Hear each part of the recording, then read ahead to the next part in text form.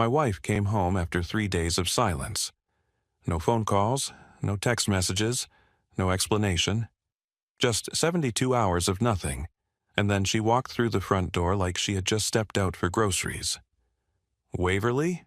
I stood up from the couch where I had been sitting for the past 6 hours, waiting. Where have you been? I've been going out of my mind. I need space. 3 words. That's all she gave me. Space? You disappeared for 3 days. The kids have been asking where Mommy is. I filed a missing persons report. I called every hospital in the city. I'm sorry, I needed to think. She wouldn't look at me. That was the first thing I noticed. My wife, who had always met my eyes with that fierce directness I loved, was staring at the floor like it held the answers to questions I didn't know how to ask. Think about what? Waverly, talk to me. Whatever's going on, we can work through it together. That's what we do. That's what we've always done. Not this time. She walked past me, up the stairs, into our bedroom. The door closed. The lock clicked. I stood there in the living room of the house we had built together over 14 years, listening to the silence, feeling something cold settle in my chest. Something was wrong. Something was very, very wrong. 1 week later, I was served divorce papers. The process server came to my office, a young guy in a cheap suit who handed me the envelope with a practiced neutrality that suggested he had done this 1,000 times before. Callahan Trask. That's me. You've been served. I opened the envelope in my car, sitting in the parking lot, reading the words that would end my marriage. Irreconcilable differences.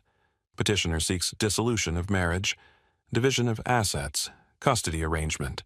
Custody, Clover and Beckett. Our children, 12 and 9 years old. The lights of my life. The reason I got up every morning, the people I would die to protect. Waverly wanted to take them from me. I drove home in a fog, found Waverly in the kitchen, making dinner like nothing was happening, like she hadn't just detonated a bomb in the center of our lives. You're divorcing me? She didn't turn around, just kept stirring whatever was in the pot, her back rigid, her shoulders tense. Yes. Why? I told you, I need space. Space is a vacation, Waverly. Space is sleeping in separate rooms for a few weeks. This is divorce. This is ending our family. I deserve to know why. Silence. Is there someone else? More silence. Then quietly, no. Then what? What happened? What changed? We were happy. I thought we were happy. She finally turned to face me. Her eyes were red, like she had been crying, but her expression was closed, guarded, a wall I couldn't see past. Please, Callahan, just sign the papers. Don't make this harder than it has to be. Don't make this harder. You're taking everything from me. My wife, my home, my children, and you won't even tell me why? I can't explain. I need this to be over. I stared at her. At this woman I had loved for 14 years, shared a bed with, raised children with, built a life with. She looked like a stranger. Fine. I walked to the dining room table, pulled out the divorce papers and signed every page. Waverly's face flickered. Surprise, maybe, or relief, or something else I couldn't identify. You're not going to fight? Would it matter if I did? She didn't answer. That's what I thought. I set the pen down. I'll have my lawyer look these over and send them back. If this is really what you want, I won't stand in your way. I walked out of the kitchen, out of the house, into the cool evening air. But something felt wrong. Not just the divorce. Not just the sudden end of my marriage. Something deeper. Something I couldn't put my finger on. My wife had been distant before. Stressed, preoccupied, struggling with work or family. Issues. But she had never been like this. Never cold, never closed off. Never looking at me with that strange mix of fear and resignation in her eyes. Fear. That's what I had seen. Not anger, not resentment. Not the face of a woman who had fallen out of love. Fear. My wife was afraid of something. And I was going to find out what. That night I couldn't sleep. I lay in the guest bedroom. Waverly had made it clear she wanted me out of our room, staring at the ceiling, replaying every interaction from the past week. Her disappearance, her return, her refusal to explain, the divorce papers, the way she wouldn't meet my eyes. Something was wrong. Something beyond a failing marriage, beyond irreconcilable differences, beyond the normal dissolution of a relationship. I am an IT security expert. It's what I do for a living. Find the things people try to hide. Expose the secrets buried in code and data and digital footprints. I've spent 20 years learning to see patterns that others miss, to trust my instincts when they tell me something doesn't add up. My instincts were screaming. At 2 a.m., I got out of bed and went to my home office. 3 years ago, I had installed a comprehensive security system throughout the house. Cameras at every entrance, motion sensors in the hallways, a control panel that could monitor everything from my phone or computer. But there was one camera I had almost forgotten about, the home office camera. I had installed it as part of the system, then disabled it because Waverly said it made her uncomfortable. She sometimes used the office for video calls, and she didn't like the idea of being recorded, but I hadn't uninstalled it. I had just turned off the live feed and let it run in passive mode, recording to a backup drive that I checked maybe once a year. I pulled up the footage from the past 2 weeks, fast-forwarded through hours of empty room, occasional glimpses of myself working at the desk, nothing unusual, and then I saw it. March 15th, 2:47 p.m. The day before, Waverly disappeared. A man walked into my home office. I didn't recognize him. Tall, well-dressed, silver hair, the kind of confident bearing that suggested money and power.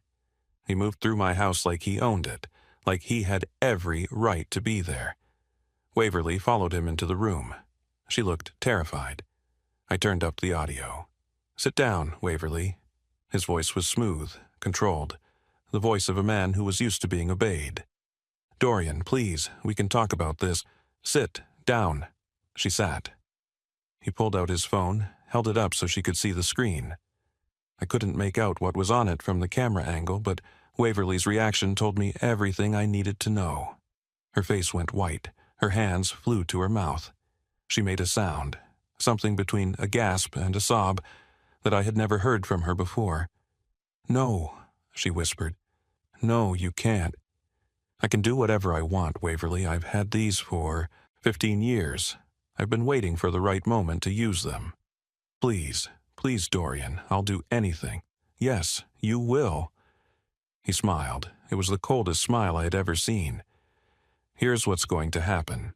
You're going to disappear for a few days. When you come back, you're going to tell your husband you need space.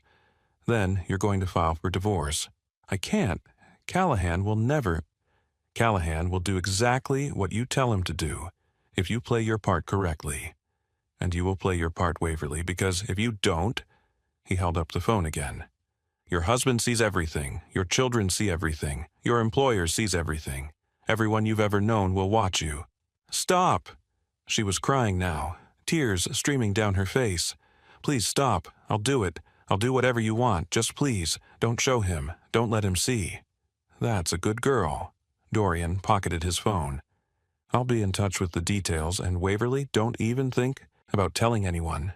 If I find out you've spoken to your husband, to a lawyer, to anyone, I release everything. Immediately. Do you understand?" She nodded, unable to speak. I said, "Do you understand?" "Yes." Her voice was barely a whisper. "I understand." He left. Waverly sat there for a long time, alone in my office, crying silently into her hands. I watched the footage 3 times. Then I picked up my phone and called my lawyer. "Marlowe, it's Callahan Trask. We need to talk." "Callahan, it's 3 a.m. I know, and I'm sorry, but this can't wait." "What's going on?" I took a breath. "We're not getting divorced, not yet. I just saw something that changes everything." Marlowe Vickers was at my house by 5 a.m. She was a sharp woman in her mid-40s, the kind of lawyer who had seen everything and was surprised by nothing. We had worked together on several corporate security cases, and I trusted her completely. "Show me," she said. I played the footage. She watched in silence, her face growing more grim with each passing minute. When it was over, she sat back and let out a long breath. Your wife isn't leaving you because she wants to. No, she's being blackmailed. Yes. By this man, Dorian. Do you know who he is? Not yet, but I'm going to find out. Marlowe nodded slowly. This changes everything, Callahan. If she signed those divorce papers under duress, if she's being coerced, then the entire proceeding is fraudulent. We can have it thrown out. That's not what I'm worried about right now. Then what? My wife has been carrying this for a week, maybe longer. She's been living in terror, trying to protect me and our children from something she's ashamed of, and she's been doing it alone. I stood up, walked to the window. I need to know what he has on her. I need to understand what happened 15 years ago, and I need to stop him. Have you talked to Waverly? Not yet. I wanted to understand the situation first. I wanted to have a plan. Good. Marlowe pulled out her laptop. Let's start with what we know. The man's name is Dorian. He mentioned having these for 15 years, which suggests some kind of recordings or photographs. He's using them to force Waverly into a divorce, which means he wants something from her. Money, probably. She files for divorce, takes half of everything in the settlement, and then he takes it from her. Marlowe's eyes were cold. This isn't just blackmail, Callahan. This is a long-term predator, someone who's been waiting, planning, preparing for the moment when he could use his leverage. Can we find him, track him down? With the security footage, we have his face. I can run it through some databases, see if we get a hit. But Callahan, she looked at me. You need to tell your wife. She needs to know you're on her side. I know, but not yet. Not until I have enough to protect her. Right now, she's terrified that I'll see whatever he's holding over her. If I confront her before I have a plan, she might panic. She might run. She might do something desperate. So, what's your move? I sat back down, looked at the frozen image on my screen, Dorian's face, that cold smile. First, I find out who he is. Then I find out what he has. Then I find out if there are others. Others? Men like this don't stop at one victim. If he's been doing this for 15 years, there are other women, other lives he's destroyed. Marlowe nodded. And if you find them, then we build a case. Not just for Waverly, for everyone he's hurt. I looked at my lawyer. This man thought he could destroy my family. He thought he could use my wife's past to tear apart everything we've built. He was wrong. What do you need from me? Everything you can find on the legal side. Blackmail statutes, extortion laws, revenge porn legislation.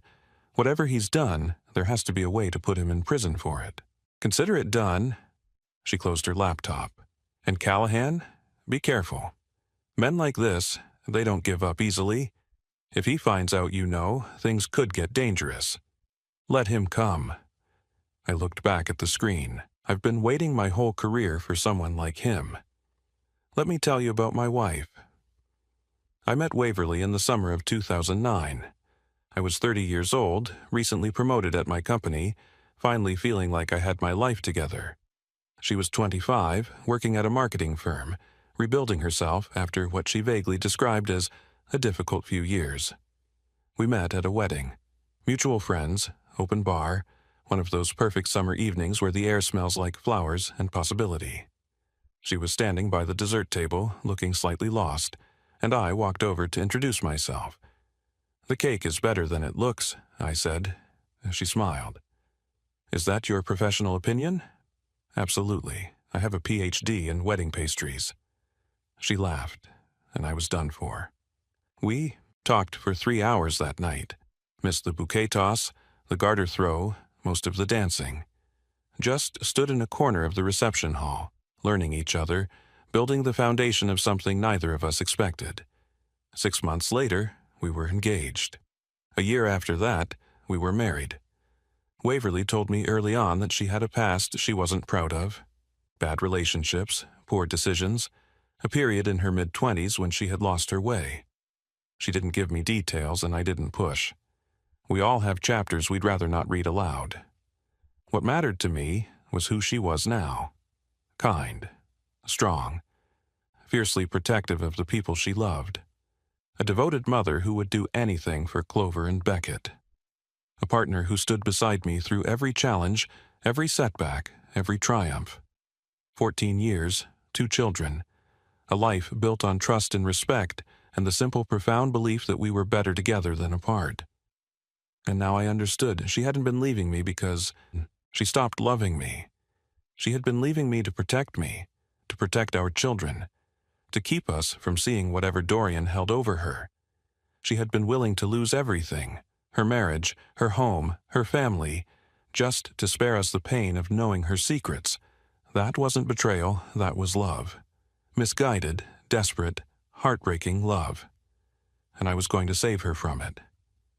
It took me 3 days to identify Dorian Slade. The security footage gave me his face. A reverse image search gave me his name. A deep dive into public records gave me his history. Dorian Slade, 48 years old. Former investment banker, now running a consulting firm that seemed to have no clients and no revenue. Married to a woman named Annalisa for 22 years. 2 homes, one in the city, one in the Hamptons. Country club membership, luxury cars, all the trappings of wealth. But the money didn't add up. His banking career had ended in 2015 amid whispers of impropriety that never quite became scandals. Since then, his income had been sporadic at best, yet his lifestyle hadn't changed. Someone was funding him. Or he was funding himself through other means. I dug deeper. Court records, civil suits, restraining orders. And there it was. In 2018, a woman named Teresa Colvin had filed a complaint against Dorian Slade, alleging harassment and extortion. The case had been dropped before it went to trial. No explanation given. In 2020, another woman, Catherine Marsh, had obtained a temporary restraining order against him. It expired after 6 months and was never renewed.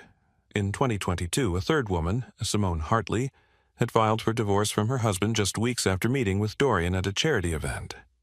The divorce was finalized in record time, and Simone had reportedly given large sums of money to an unnamed consultant as part of the settlement. A pattern. Dorian Slade had been doing this for years, finding women with secrets, waiting until they had something to lose, then using his leverage to extort money through manufactured divorces. Waverly wasn't his first victim. She might not even be his last. I made contact with Teresa Colvin first. She was hesitant at first, understandably so. A stranger calling out of the blue, asking about the worst experience of her life. But when I explained my situation, when I told her about Waverly and what I had seen on the security footage, she agreed to meet. We sat in a coffee shop in Brooklyn, 2 strangers bound by a common enemy. He recorded me, Teresa said quietly, when I was 23. We had a brief relationship. I didn't know he was married at the time. He told me it was casual, no strings attached. I didn't know he was filming. And he used the recordings to blackmail you? Years later, after I was married, after I had kids, he showed up at my door and said he would send the videos to my husband if I didn't pay him. How much? $50,000, the first time. She looked down at her coffee. Then another 50, then another. By the time I realized it would never stop, I had given him almost $200,000. Why did you drop the complaint? Because he threatened to release the videos anyway. Said if I went to court, he would make sure everyone saw them. My husband, my children, my employer. I couldn't. Her voice broke. I couldn't let my kids see that. I'm sorry. It destroyed my marriage anyway. My husband found out about the payments, thought I was hiding something worse. We divorced 2 years later. She met my eyes. Dorian Slade took everything from me. My money, my marriage, my peace of mind. And there was nothing I could do to stop him. There is now. I told her about the security footage, about the other victims I had found, about my plan to build a case that would put Dorian away forever. Would you testify? If we can get this to trial, would you be willing to tell your story? Teresa was quiet for a long moment. Then she nodded. Yes, for all the women he's hurt, for your wife. She took a breath. Yes, I'll testify. Over the following 2 weeks, I found 4 more victims. Catherine Marsh, Simone Hartley, Jennifer Oakes, Patricia Dunn. All of them had the same story. A relationship with Dorian in their past, sometimes brief, sometimes more serious, that he had secretly recorded. Years of silence, then sudden contact, threats, demands, lives destroyed. Some had paid him hundreds of thousands of dollars. Others had lost their marriages, their careers, their reputations. One woman, Patricia, had attempted suicide after the blackmail became too much to bear. She survived, barely, and she was willing to testify too. I compiled everything: the security footage, the victim statements, the financial records showing payments to Dorian's consulting firm, the pattern of behavior spanning over a decade. Then I took it to the police.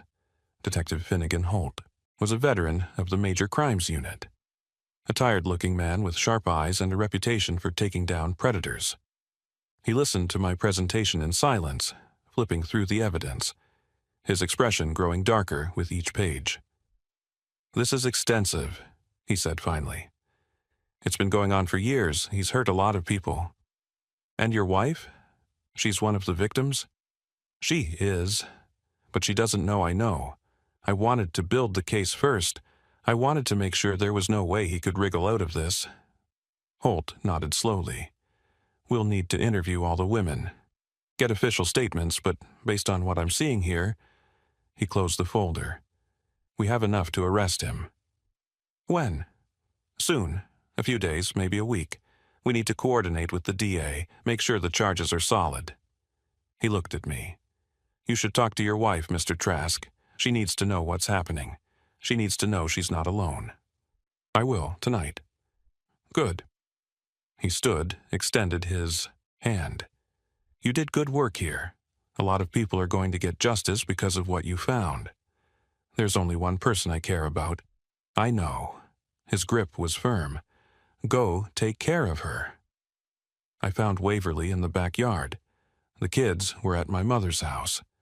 I had asked Cordelia to take them for the night, told her I needed time alone with my wife.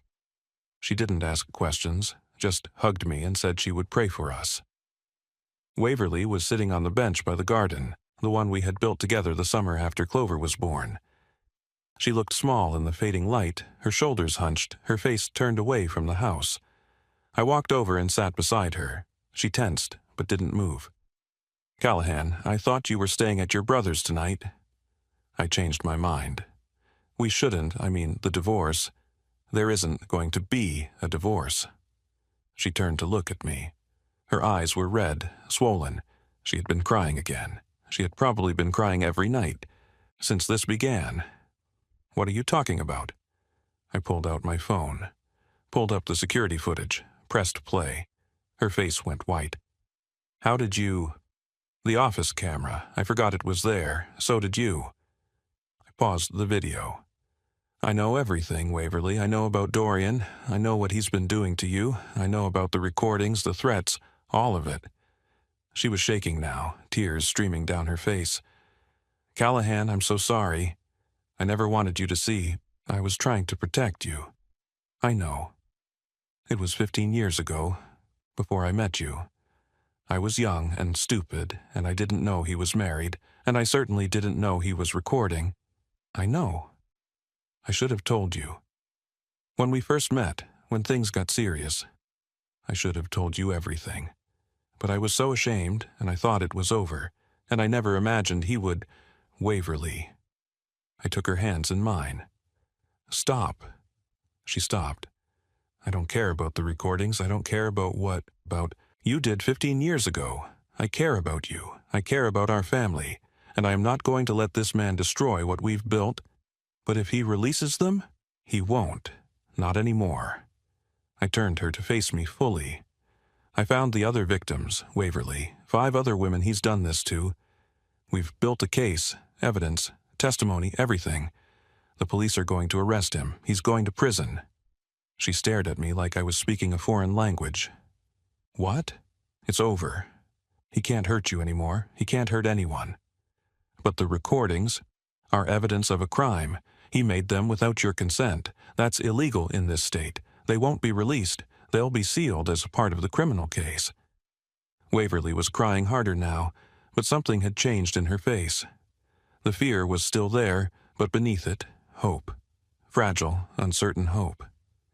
You did all of this? For me? Of course I did. You're my wife. You're the mother of my children. Did you really think I would let some predator destroy our family without a fight? I thought, when you saw the footage, I thought you would hate me. Hate you? I pulled her close, held her the way I should have held her weeks ago. Waverly, what I saw in that footage was my wife being terrorized by a monster. What I saw was a woman so desperate to protect her family that she was willing to lose everything, including me, just to keep us safe. I was trying to protect you from the truth. I don't need to be protected from the truth. I need you, the real you, the one with scars and secrets and a past she's ashamed of. I tilted her face up to meet my eyes. I married you, Waverly. Not some perfect version of you, the real you, and I love her. I love you. Nothing is going to change that. She collapsed against my chest, sobbing. And for the first time in weeks, they weren't tears of fear. They were tears of relief. Dorian Slade was arrested 3 days later. They picked him up at his country club. Maximum embarrassment, Detective Holt told me later, exactly what he deserved. He was charged with extortion, blackmail, and 6 counts of creating non-consensual intimate recordings. The case was airtight. The victims testified, one after another, telling their stories in open court. Teresa Colvin, Catherine Marsh, Simone Hartley, Jennifer Oakes, Patricia Dunn, and finally, Waverly. My wife walked into that courtroom with her head held high. She told the jury everything. The brief relationship, the recordings she didn't know existed, the years of shame, the terror of his return, the impossible choice he had forced her to make. She was magnificent. Dorian's defense tried to paint the women as willing participants, as scorned lovers seeking revenge. The jury didn't buy it. How could they, with 5 different women telling the same story, with security footage showing Dorian threatening Waverly in her own home, with financial records proving decades of extortion payments? Guilty on all counts. 18 years in federal prison. When the verdict was read, Dorian turned to look at me. His face was twisted with rage, the composed mask finally cracking. "This isn't over," he mouthed. I held his gaze, didn't flinch. "Yes," I mouthed back. "It is." There was one more twist. During the investigation, Detective Holt had interviewed Dorian's wife, Annalisa. She had been married to him for 22 years. Surely she knew something about his activities. She knew everything. Not because she was complicit, she wasn't, but because she was a victim too. Dorian had done the same thing to her years ago when they were first dating. Had used the recordings to trap her into marriage, then used them again whenever she tried to leave. She had been his prisoner for over 2 decades, too afraid and too ashamed to ask for help. When the police came to arrest him, she broke down and told them everything. Every woman she had watched him target. Every payment she had seen him collect. Every life she had watched him destroy. Her testimony sealed his fate. And when it was over, when Dorian was finally behind bars, Annalisa filed for divorce. A real divorce this time. One that would set her free. Waverly met with her after the trial. I don't know what they talked about. Waverly never told me the details, but when she came home, her eyes were red from crying. "She saved herself," Waverly said. "After all those years, she finally saved herself." "You both did." "No." She looked at me. "You saved me, Callahan. I was ready to lose everything. I was ready to walk away from you, from the kids, from our entire life. And you didn't let me. I couldn't let you. I love you too much." She kissed me then. The first real kiss since before her disappearance. It tasted like tears and relief and the beginning of something new. "I love you too," she whispered. "I always have. Even when I was trying to leave. Especially then." 2 years have passed since that night in the backyard. I'm 47 now, still living in the same house, but it feels different now. Lighter, like a weight has been lifted that I didn't even know we were carrying. Waverly is 42. She started therapy after the trial, processing not just the blackmail, but the shame she had carried for 15 years. It's been hard work, she says, but worth it. She's learning to forgive herself for choices she made as a young woman, learning to believe that her past doesn't define her future. Clover is 14 now, navigating the treacherous waters of high school with the same fierce determination her mother has. Beckett is 11, obsessed with video games and basketball and the dog we finally got him last Christmas. We told the children an age-appropriate version of the truth. Not everything. They don't need to know everything, but enough to understand why Mommy was sad for a while, why Daddy stayed up late working on something important, why things are better now than they were before. "So, you saved Mom?" Clover asked after we explained. "We saved each other," I said. She seemed satisfied with that answer. Sometimes, late at night, I think about what would have happened if I hadn't checked that camera. If I had accepted the divorce at face value. If I had signed the papers and walked away, believing that my wife had simply stopped loving me. Waverly would have lost everything. The house, the money, half of her time with the children. And Dorian would have taken whatever he demanded from her share, leaving her with nothing. She would have been alone, broken, carrying a secret shame that would have poisoned the rest of her life. And I would have spent years wondering what went wrong, what I did to drive her away, why the woman I loved had suddenly become a stranger.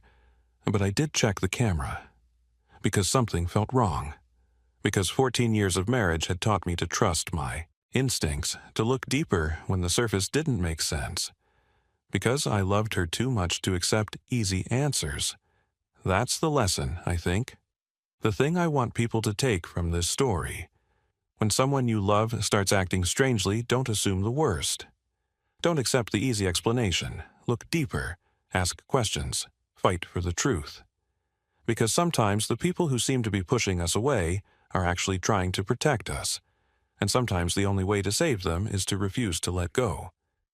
Waverly and I renewed our vows last summer. Small ceremony, just family and close friends. In the backyard, by the bench where I had told her the truth, where she had finally let herself believe she was safe.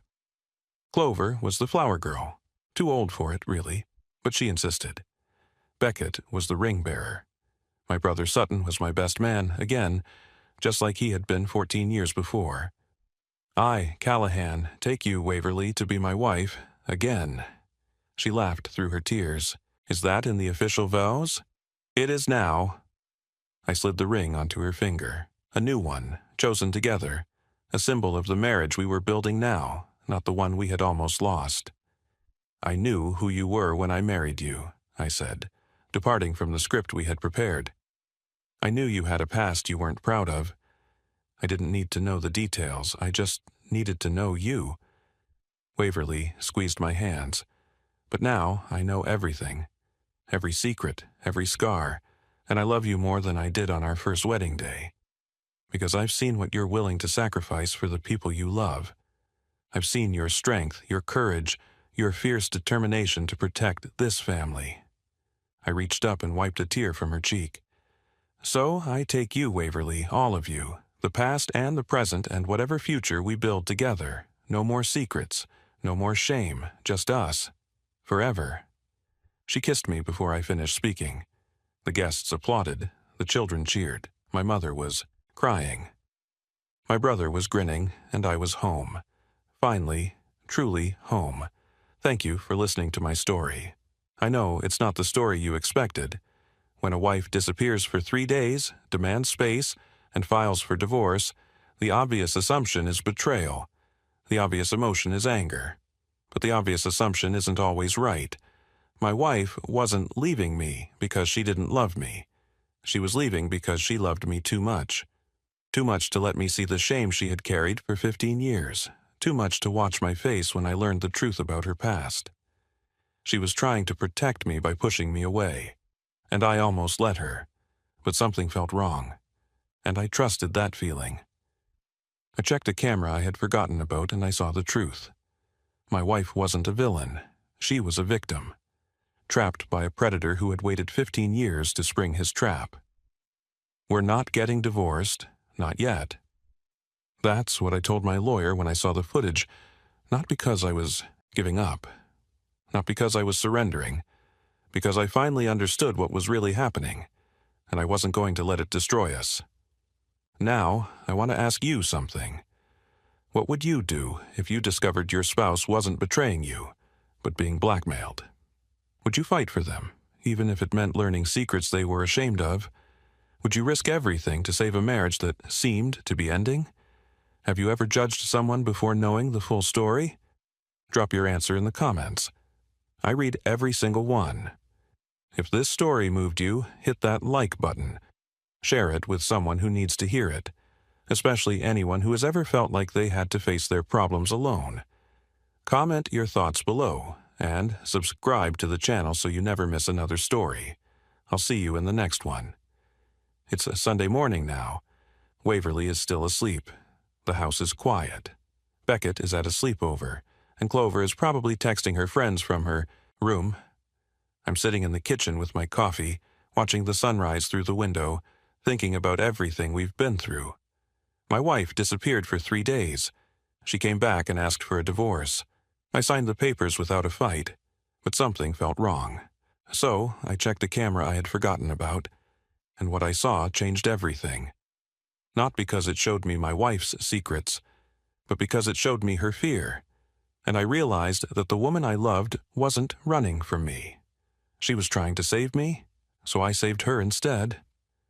That's what marriage is, I think. Not the good times, not the easy days, not the moments when everything is perfect. Marriage is the choice you make when everything is falling apart, the choice to fight instead of surrender, the choice to look deeper instead of accepting easy answers, the choice to love someone completely. Secrets and scars and all. I made that choice 2 years ago. I'll make it again tomorrow. And every day after that, forever.